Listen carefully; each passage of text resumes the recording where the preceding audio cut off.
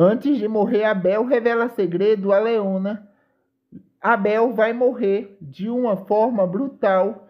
Ele vai ser atingido por carros e os carros vai tudo bater. Ele vai para o hospital, ainda vivo, mas não conseguirá resistir. Antes de morrer, ele pede para conversar com a babá da sua filha, Sofia.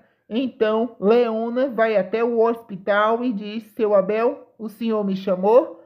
Abel diz: Sim, pode se aproximar.